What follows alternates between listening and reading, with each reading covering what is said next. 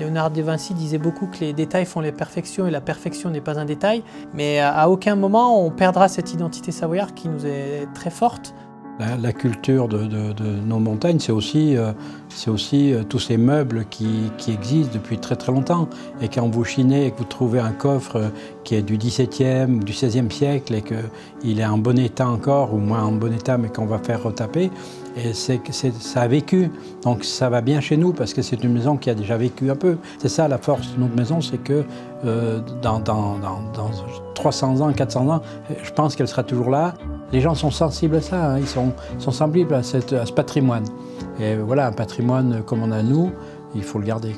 Toute cette philosophie qui était ancienne mais qu'on arrive à remettre au goût du jour. C'est-à-dire c'est de refaire partager aux gens ce qu'était la montagne. Ça peut être il y a 20 ans, mais ça peut être il y a 100 ans.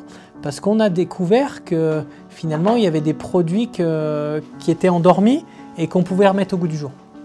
Pas souvent dit qu'ils étaient élevés à la polenta, c'était quelque chose qui coûtait pas cher, qui était roboratif et qui permettait quand ils partaient dans les champs ou faire des travaux très durs, ça leur tenait au corps et c'était bien. Nous on a voulu la faire avec un produit de saison, donc cet été on était au petit pois, l'année dernière on était à la tomate. Ce qui est intéressant, c'est d'arriver à avoir un produit que tout le monde connaît, qu'on aime ou qu'on n'aime pas, mais d'arriver à leur faire aimer et plus que ça.